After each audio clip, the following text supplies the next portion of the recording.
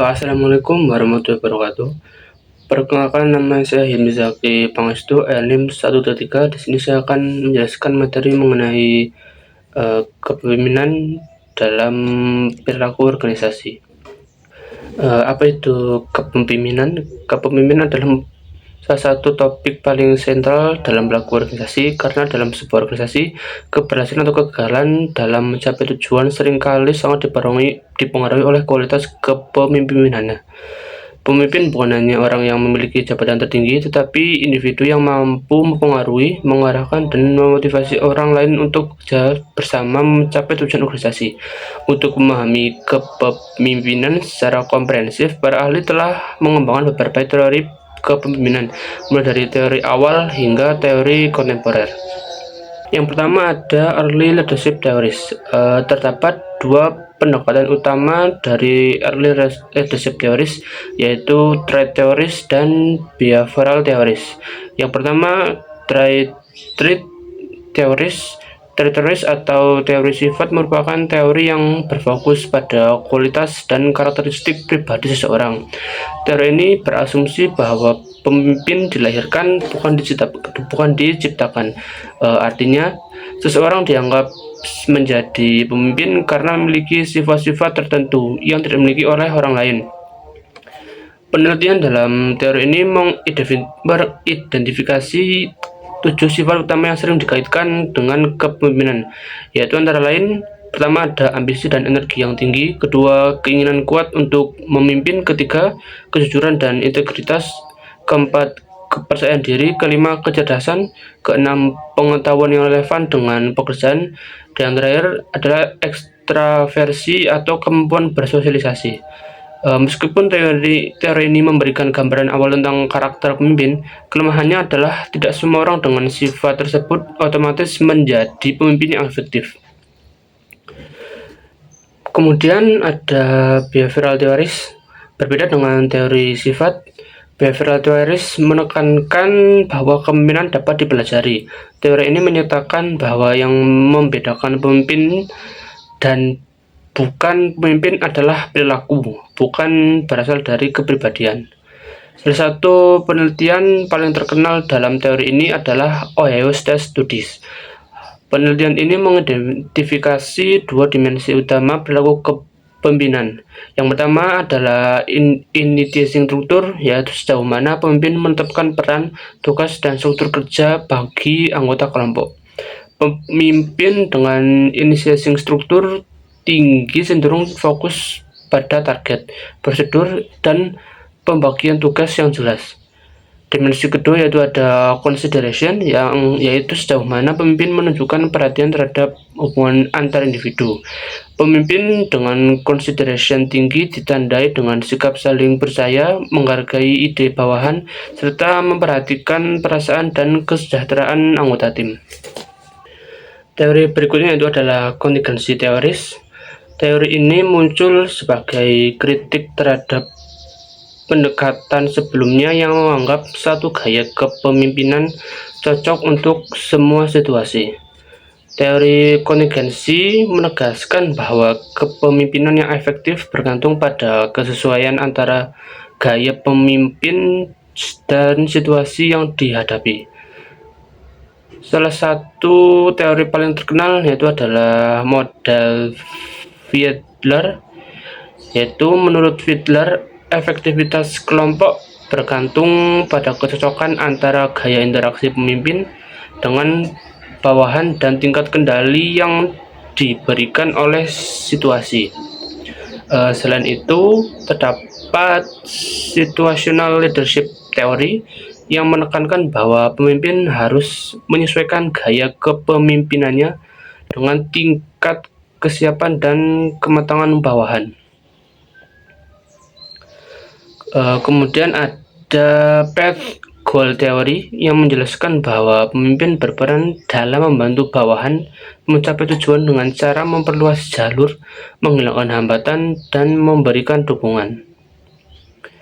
Dan yang terakhir yaitu terdapat leader participation model yang menekankan pentingnya keterlibatan bawahan dalam pengambilan keputusan.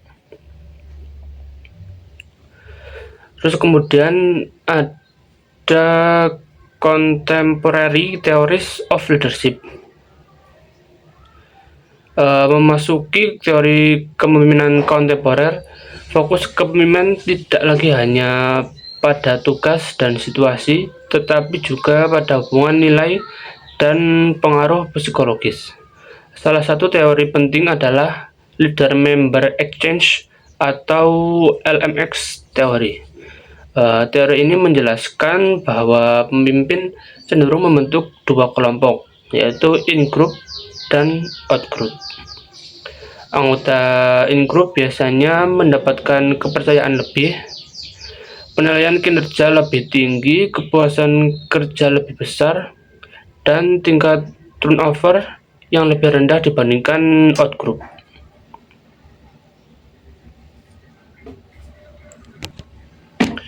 Selanjutnya ada charismatic leadership. Teori ini menyatakan bahwa pemimpin dianggap luar biasa atau heroik karena perilaku tertentu yang mereka tampilkan.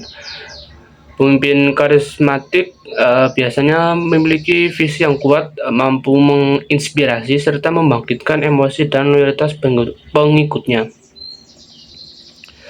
Kemudian ada teori transaksional dan transformational leadership.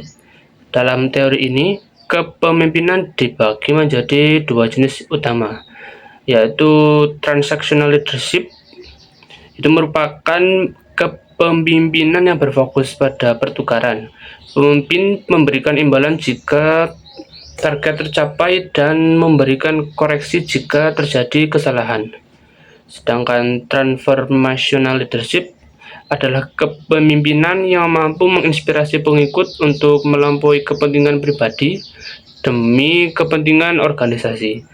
Pemimpin transformasional mampu membawa perubahan besar dan berdampak mendalam bagi pengikutnya. Baik, kemudian ada responsible leadership. Pemimpin memiliki peran penting dalam menciptakan organisasi yang etis. Terdapat beberapa bentuk kepemimpinan dalam kategori ini. Yang pertama ada authentic leadership, yang merupakan pemimpin yang memahami siapa dirinya, apa nilai yang dia yakininya, dan bertindak secara jujur serta konsisten. Kemudian ada ethical leadership, yang menekankan bahwa pemimpin harus mencontohkan perilaku etis dan mengutamakan kepentingan mereka. Yang terakhir ada servant leadership, yaitu adalah gaya kepemimpinan yang mengutamakan pelayanan, yaitu membantu pengikut untuk tumbuh dan berkembang, bukan mengejar kepentingan pribadi pemimpin. Terus kemudian ada positive leadership. Pemimpin juga dapat memberikan dampak positif melalui positive leadership. Dua elemen penting dalam kepemimpinan positif yaitu adalah trust atau kepercayaan dan mentoring yaitu pembimbing. Kepercayaan menjadi fondasi hubungan yang sehat antara pemimpin dan bawahan, sementara mentoring membantu pengembangan kompetensi karir dan karakter pengikut dalam jangka panjang.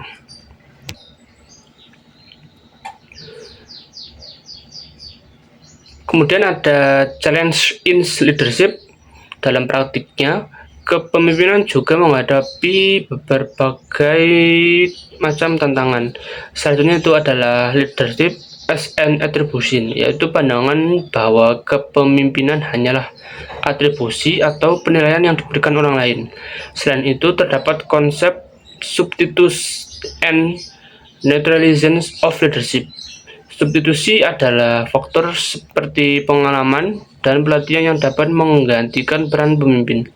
Sedangkan neutralizer adalah kondisi yang membuat perilaku pemimpin tidak lagi berpengaruh terhadap hasil kerja bawahan. Tantangan lainnya mencakup kepemimpinan di era digital, kepemimpinan online, seleksi pemimpin, serta pelatihan kepemimpinan. Jadi, sebagai kesimpulan, Kepemimpinan memainkan peran sentral dalam perilaku kelompok dan organisasi. Pemimpin berperan dalam mengarahkan, memotivasi, dan memastikan tujuan organisasi dapat tercapai. Berbagai teori kepemimpinan, mulai dari teori sifat, perilaku, kontingensi, hingga teori kontemporer, memberikan pemahaman lebih kaya tentang bagaimana menjadi pemimpin yang efektif. Dengan memahami kepemimpinan, kita tidak hanya menjadi pengikut yang baik, tapi juga calon pemimpin yang lebih bijaksana dan bertanggung jawab. Mungkin sekian yang dapat saya sampaikan. Kurang lebihnya mohon maaf. Wassalamualaikum warahmatullahi wabarakatuh.